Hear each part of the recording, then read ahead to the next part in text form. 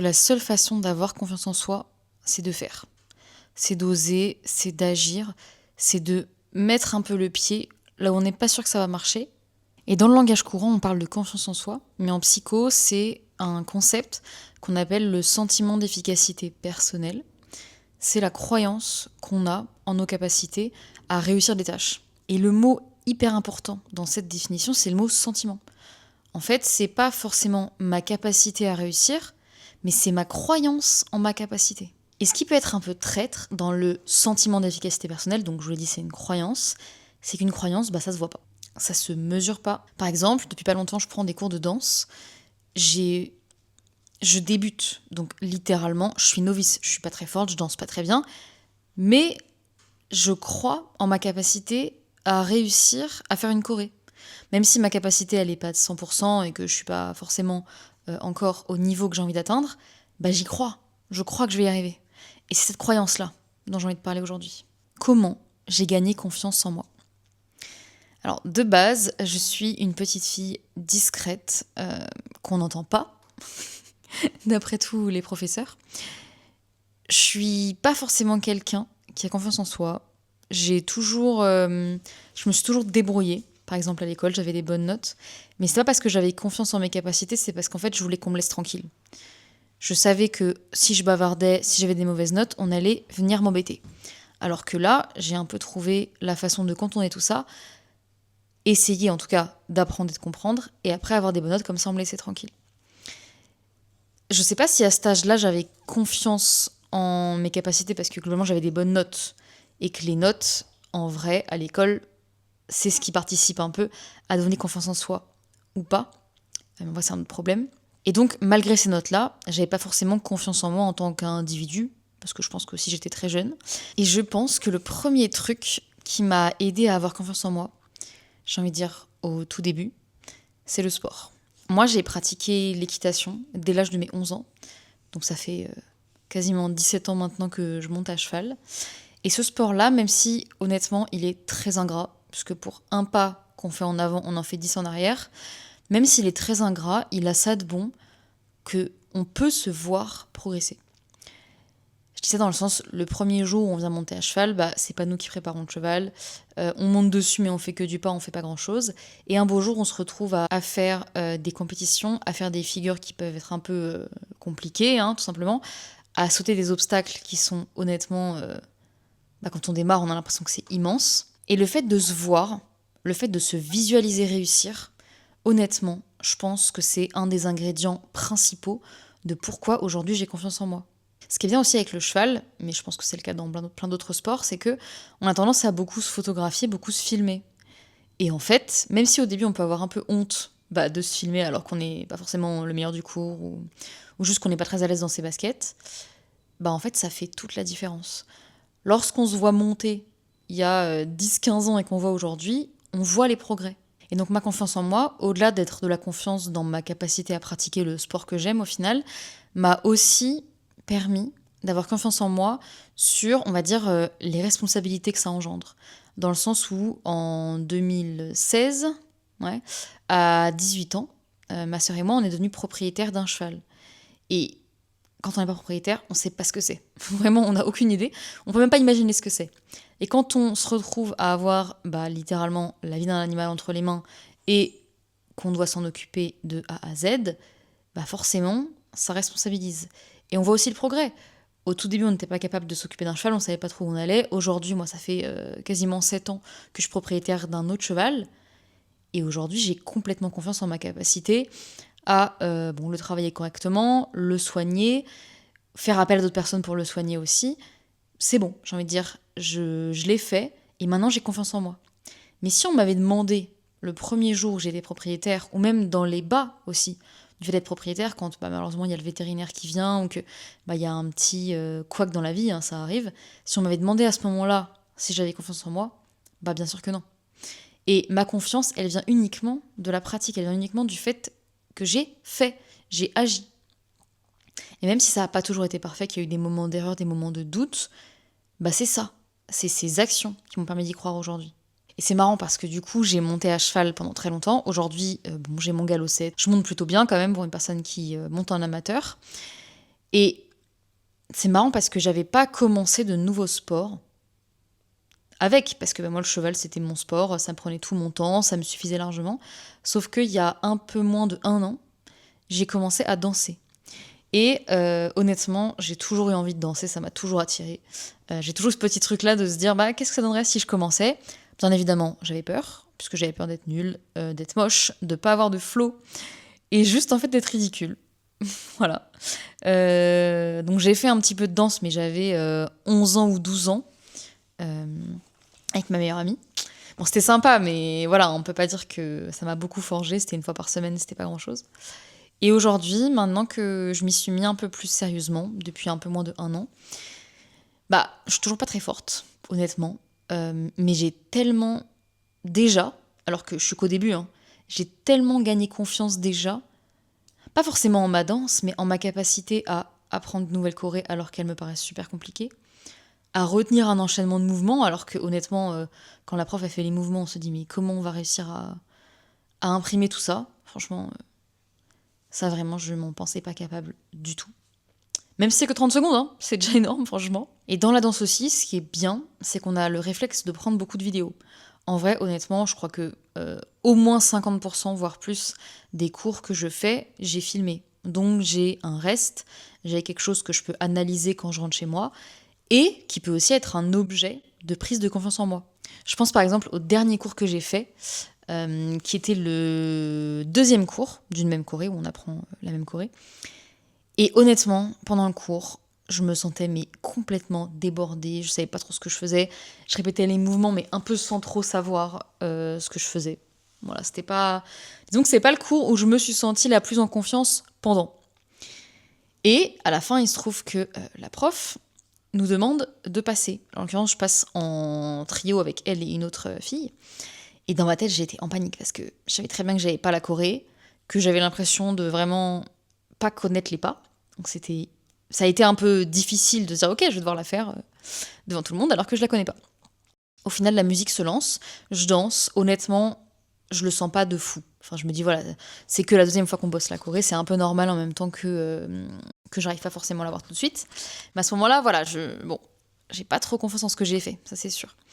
Et bah après, je regarde la vidéo puisqu'on me l'envoie et honnêtement, j'ai été un peu pas bluffée, j'exagère, mais franchement un peu impressionnée de comment ça rend à l'extérieur, alors que dans ma tête, j'étais persuadée que j'étais en train de faire n'importe quoi. Et ce truc-là, honnêtement, j'aurais pas eu de vidéo, bah, je me serais juste dit que j'avais foiré mon cours, que potentiellement j'avais perdu 1 heure de temps, que j'ai perdu de l'argent, et qu'en fait, je m'étais juste rendue au cours. Bah, franchement, très heureuse de le faire, mais qu'en gros, j'avais pas su récupérer l'essence du cours, j'avais pas su prendre ce que la prof avait à nous donner, puisque j'arrivais pas à le retransmettre. Sauf que, bah là, le fait d'avoir la vidéo m'a montré que si, qu'en fait, ça va. Et donc, c'est là où je parle de visualisation souvent. Et pour moi, voir visualiser, ben, tout ce qui a, on va dire, trait finalement à la vue, me permet, personnellement en tout cas, d'avoir confiance en moi. Et dans ce que je dis, il y a une autre chose d'ailleurs que j'aimerais bien aller deep down un peu dedans, c'est le fait de sortir de sa zone de confort. Notamment, encore une fois, je danse, mais dans plusieurs styles différents. Il y a une des danses, honnêtement, c'est difficile pour moi. C'est une danse où il faut avoir du flow, il faut avoir du rythme, il faut avoir un peu comme une classe naturelle, un peu une aisance, voilà, avec son corps que j'ai pas. Moi, je suis pas très très souple, j'ai un peu du mal à coordonner mes mouvements, mais ce cours-là, il me challenge, mais alors de fou. Au début, j'avais un peu peur quand j'y allais parce que je me disais que j'allais pas forcément réussir. Bon bah, il se trouve que j'ai déjà beaucoup moins de difficultés à y aller et que en fait aujourd'hui, avant, ce que je prenais comme étant peut-être une remise en question de ma confiance en moi, chaque cours, en mode oui, est-ce qu'aujourd'hui tu vas avoir confiance? Aujourd'hui, je le prends vraiment différemment. Je le prends plus comme bah, déjà un moment où je m'amuse, un moment où je fais du sport. Donc en vrai, c'est déjà ça de prix, hein, franchement. Mais je le prends aussi comme un moment où je peux tester à quel point je peux déconnecter ma tête de mon corps et tester à quel point je peux me challenger pour faire un truc qui, franchement, du premier abord, me paraît extrêmement compliqué. Et ce qui est trop bien aussi avec le fait de sortir de sa zone de confort et de se voir réussir, c'est que bah du coup, on avait une croyance avant en laquelle on croyait à mort, c'est-à-dire je suis pas bon, je vais pas y arriver, et on s'est prouvé à soi-même qu'on a réussi. Est-ce que c'est pas un truc de fou? Et ça m'amène sur le deuxième grand truc qui a fait que j'ai réussi à avoir plus confiance en moi, c'est d'accepter que même si je sors de ma zone de confort et que je réussis pas, ça veut pas dire que moi entière, je suis une mauvaise personne ou que je mérite pas ou que je suis nulle. Et cette deuxième chose-là, c'est littéralement mon état d'esprit. Est-ce que j'ai un état d'esprit qui est en croissance ? Est-ce que j'estime que je suis capable de croître, de me développer, de m'améliorer ? Ou est-ce que j'estime que ma croyance, elle est figée dans « si j'ai pas réussi ça, c'est que je suis nulle dans mon entièreté ». D'ailleurs, c'est un concept en psychologie, le mindset, est-ce qu'il est en croissance ou est-ce qu'il est figé ? C'est un concept qui a été théorisé par Carol Dweck, et honnêtement, peut-être pas tous les jours de ma vie, mais très très très régulièrement dans ma vie. En tout cas, je remarque chez les gens que cette façon de penser, elle a un impact tellement plus grand qu'on l'imagine sur notamment la confiance en soi et l'estime de soi. Ça me fait aussi penser à quand j'étais petite, où si j'avais un 18 sur 20, je pensais que j'étais plutôt intelligente, que j'avais plutôt bien compris. Et quand j'avais un 5 sur 20, ça paraissait beaucoup, quand j'avais un 5 sur 20, c'était d'office que j'étais nulle. Mais dans mon entièreté. Donc un coup j'étais super forte, un coup j'étais super nulle. Et ça pouvait être même limite dans l'espace d'une heure. Parce que entre le temps où on te rend une copie où t'es nul et une copie où t'es bon, il peut se passer très peu de temps. Et je pense que ça a pas trop aidé à me construire ma vraie personnalité et ma vraie façon de me penser, de me voir. Et je pense à tous les enfants, à toutes les personnes à qui on remet une mauvaise note ou à qui on remet, un mauvais entretien professionnel, qui pensent sincèrement que du coup ça fait d'eux des personnes nulles. Et on le voit bien, si on prend d'autres sphères de sa vie, lorsqu'on n'a pas que l'école, qu'on a par exemple un sport, un instrument ou n'importe quelle activité où on se développe, où on s'améliore, le fait d'avoir eu potentiellement un 5 sur 20 en physique dans la journée, mais le soir, à son cours de danse, d'apprendre et de comprendre une choré de 2 minutes et de la réussir, on voit bien que c'est un peu contradictoire, parce que dire que le matin ou l'après-midi on aurait été nul, puis le soir on est bon. On peut pas se penser comme un être nul ou bon en fonction de ce que l'environnement nous renvoie. Et c'est là où c'est intéressant, c'est la dichotomie avec les croyances, c'est-à-dire que l'environnement nous renvoie peut-être une image de nous, et nos croyances nous renvoient une autre image de nous. Et notre environnement, il change tout le temps. On a des personnes différentes dedans. C'est quelque chose qui est très fluctuant. Alors que nos croyances, elles sont internes. Et donc, elles sont moins vouées à fluctuer au final. Si moi, je suis persuadée que je suis une bonne personne, je sais pas comment dire, mais j'emmène ma croyance partout où je vais. Si j'attends que ce soit mon environnement qui me donne des feedbacks sur ma capacité à faire ou à réussir, ça veut dire qu'il suffit que je passe le pas de ma porte et je suis une nouvelle personne. Ça veut dire qu'on laisse à notre environnement le pouvoir de nous attribuer notre valeur. Donc il y a ce concept de mindset, mais il y a aussi le concept derrière de locus de contrôle. C'est le moment où lorsque vous allez rater quelque chose, vous allez vous dire « Ah, c'est parce que je suis nulle, c'est parce que j'ai raté ça, que j'ai pas compris ça et tout. » Donc vous allez mettre la responsabilité sur vous lorsque vous n'avez pas réussi, mais où lorsque vous réussissez, vous vous dites « Non, mais c'est que de la chance là. » On peut pas se dire que toute notre vie, les trucs mauvais, on se les impute à soi-même, et que les trucs bons, c'est la chance. C'est pas possible. C'est super triste et c'est super décourageant. Alors oui, bien sûr, ça veut dire que quand on rate un truc, on peut se dire que nous, on a merdé quelque part, mais c'est-à-dire que quand on réussit quelque chose, on peut aussi se dire que c'est grâce à nous, grâce à soi. Et certains d'ailleurs vont peut-être même penser que c'est prétentieux de dire « Ah j'ai réussi ça, donc ça veut dire que je suis forte. Donc ça veut dire que je suis une bonne personne. » Et en vrai, je trouve ça super triste de pouvoir penser ça, mais je sais que c'est une mentalité qui est très française et où on n'aime pas trop... Enfin, on n'aime pas trop. On n'ose pas dire qu'on a envie de briller, qu'on a envie d'être bon, d'être fort, d'être riche et tout. Parce que ça peut parfois paraître un peu superficiel. En France, je trouve qu'il y a quand même beaucoup le truc de... c'est stylé de pas trop s'aimer, c'est un peu stylé de pas trop aimer son travail, de subir finalement. De subir et de faire l'apologie du fait qu'on subit un truc, mais qu'on le fait quand même, qu'on le fait avec panache et qu'on reste dans une situation qu'on n'aime pas du tout. Quand on y pense, qui n'a pas envie d'avoir confiance en soi ?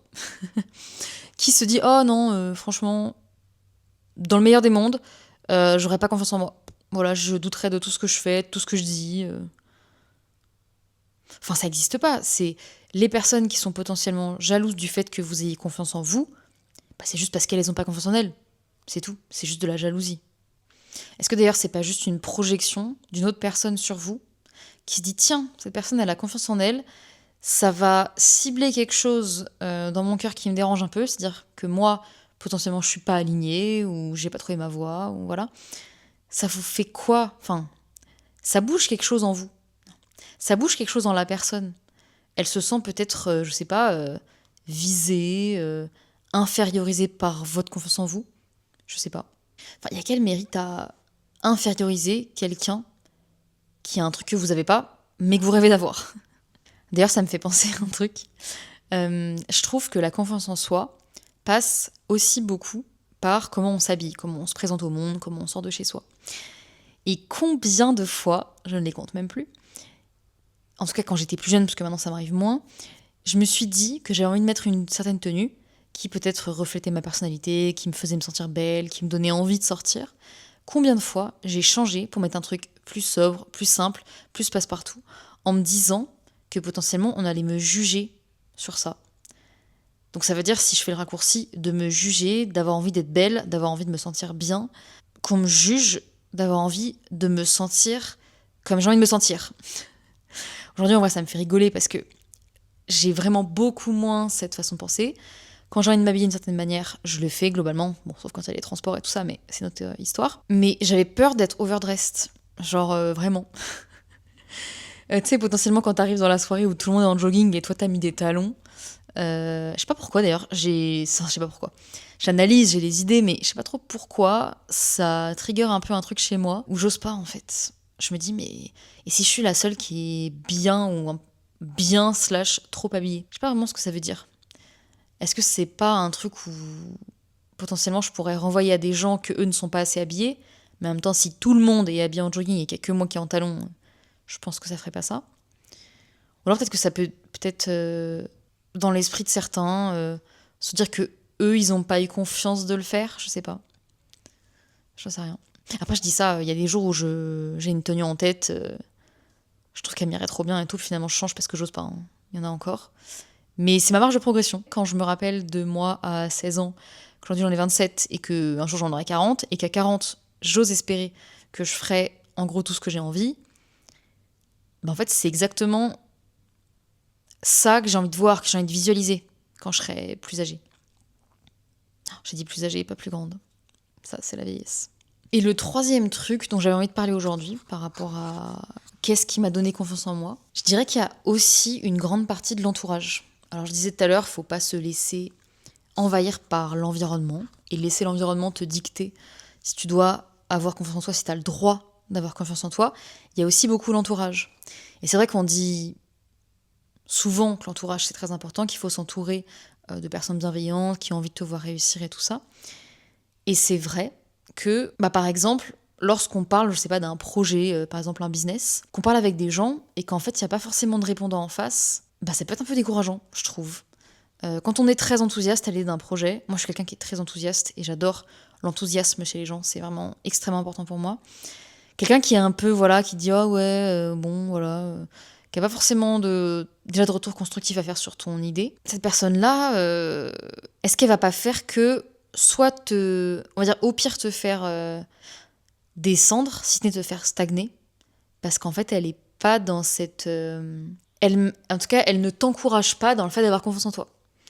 Et ça, même si moi, par exemple, j'ai pas confiance en moi, mais que j'ai une amie qui me présente un projet et qu'elle a l'air d'y croire, qu'elle a mis des choses en place pour le faire, même si moi, j'ai pas confiance en moi, moi, j'ai super envie qu'elle ait confiance en elle.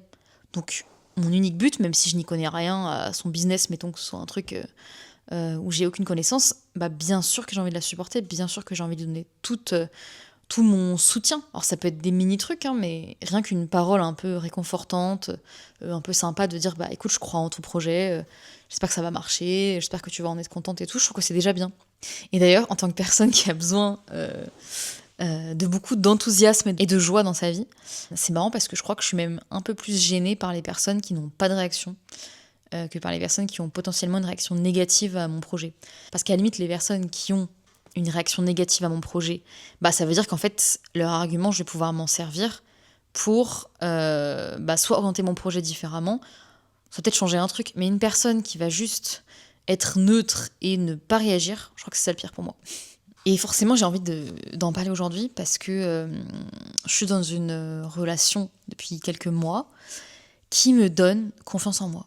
Et c'est fou à dire, mais quand on n'est pas... Je dirais dans mon cas, en tout cas, quand j'étais pas amoureuse, bah, j'avais confiance en moi, mais il fallait que j'ai tout en moi. Parce qu'en gros, je me sentais pas forcément extrêmement seule, mais en tout cas seule dans ma vie de tous les jours, dans ma tête aussi. Et le fait de pouvoir partager déjà son quotidien, mais aussi ses pensées les plus profondes, par exemple des idées de business, hein, avec une personne qui t'aime, donc c'est-à-dire qui voit les bons côtés de toi et qui a envie que tu réussisses, il a envie que tu sois heureuse, franchement, c'est un outil incroyable. Incroyable. Donc là, aujourd'hui, je peux le dire, je suis entourée, en tout cas pour la personne qui partage ma vie, d'une personne qui a confiance en moi, qui croit en moi, qui sait que je vais faire des grandes choses. Et la réciproque est tout aussi vraie, puisque je suis persuadée que c'est une personne qui va réussir à faire des choses, vers les choses qu'il veut, en tout cas. Et le fait qu'il y ait une autre personne qui croit autant, voire plus, voire beaucoup plus en moi que moi, non mais quelle énergie, enfin, c'est un truc de fou en vrai. D'ailleurs, ça me fait penser à une chanson d'Ariana Grande. Je sais pas si je laisserai ça au montage, mais je sais plus dans quelle chanson c'est. Elle dit putain, si tu pouvais. Non, attends. Si je pouvais me voir avec les yeux avec lesquels toi tu me vois. Et je trouve que c'est super beau cette phrase. C'est-à-dire que souvent on a tendance à être vachement critique avec soi-même. À penser voilà, qu'on est nul, qu'on n'est pas capable et tout. Mais les autres, potentiellement, ils croient vachement en nous. Et il faudrait pouvoir faire un échange avec ces personnes-là pour récupérer, pour, je sais pas, découvrir la façon qu'ils ont de nous voir, quoi. En tout cas, je sais que dans un moment de doute, si je prenais le regard de mon amoureux sur moi, je sais, alors même si je douterais encore un petit peu, mais je sais qu'en tout cas, ça me donnerait de l'énergie. Et je souhaite à absolument tout le monde sur cette terre de trouver une personne qui partagera leur vie et qui croira, si ce n'est beaucoup, beaucoup plus, en vos capacités. Parce qu'au final, ce qu'il faut retenir, je pense, de cet épisode, qui est un petit peu plus brouillon que d'habitude, mais qui vient vraiment du fond de mon cœur et de ma tête, c'est que l'importance de croire en soi, elle est tellement supérieure à nos capacités. Franchement, savoir-faire ou pas savoir-faire, il y a tellement de gens qui ont réussi en sachant pas ce qu'ils faisaient, juste ils y croyaient. Et moi, ça me fait penser un peu aussi au concept de manifestation. Le fait de croire à un truc qui n'est pas encore arrivé, je suis persuadée que ça fonctionne. Même si c'est pas au sens de je manifeste que demain je suis millionnaire. Parce que c'est quelque chose qui est peut-être un tout petit peu trop ambitieux, même si franchement je me le souhaite quand même. Mais de se dire qu'on croit à un truc et qu'on va attirer ce qui va se passer à nous, et même en tant que psychologue qui aime bien les expériences, les choses assez standardisées, je suis persuadée que cette croyance, elle dépasse tout le reste. Alors oui, il y a du travail bien évidemment derrière, mais si on se met dans l'état d'esprit de croire en nous, découleront les actions qui sont nécessitées par notre projet. Si je crois très fort que je vais devenir une très grande chanteuse, c'est quoi la première chose à faire ? C'est d'écrire des chansons, c'est d'apprendre un instrument de musique, c'est de m'entraîner, d'entraîner ma voix, de prendre des cours de chant. Mais si je pars du principe que je ne serai jamais une grande chanteuse, jamais je vais aller au studio en fait. J'aurais déjà tout perdu. Avant même d'avoir commencé. Donc si je peux donner des petits conseils à moi-même déjà, et à vous ensuite si ça vous intéresse, verbaliser.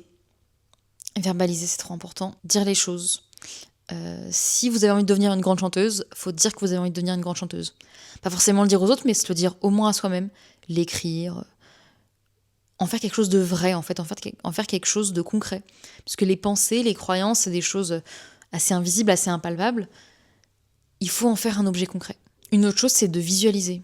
Alors ça peut être fermer les yeux et se visualiser, par exemple sur une scène, en train de chanter devant plein de personnes. Pareil, pour en faire quelque chose de vrai. Pour avoir déjà l'image dans la tête, et que finalement, c'est assez normal. C'est le but logique, c'est la suite logique de pourquoi on fait tout ce qu'on fait. Un autre truc que je dirais, c'est de ne pas se prendre comme un tout cohérent tout le temps. Parfois, on peut avoir des parties de soi qui ont très confiance en elles, des parties de soi qui n'ont pas du tout confiance, mais de se dire que je peux avoir confiance en moi dans le cheval, et pas très confiance en moi dans la danse, mais ça veut pas dire que je suis une personne qui a pas du tout confiance en soi dans tous les domaines. Une autre chose que je dirais, c'est se parler gentiment. Se parler comme si on parlait à une amie, à une sœur, à un frère. Se parler gentiment, s'encourager, se dire qu'on est capable de le faire. se mettre dans de bonnes dispositions en fait. Et comme les croyances c'est quelque chose de très très fort, de très ancré, une fois qu'on croit un truc, en vrai c'est difficile de plus y croire. Si toute votre vie vous avez cru que la Terre était ronde et qu'à un moment on essaie de vous mettre dans la tête que la Terre est plate, bon courage à la personne qui va vouloir faire ça. Même s'il y en a, hein, bien sûr. Mais le système de croyance, c'est ce qui est le plus fort chez les êtres humains, le plus robuste.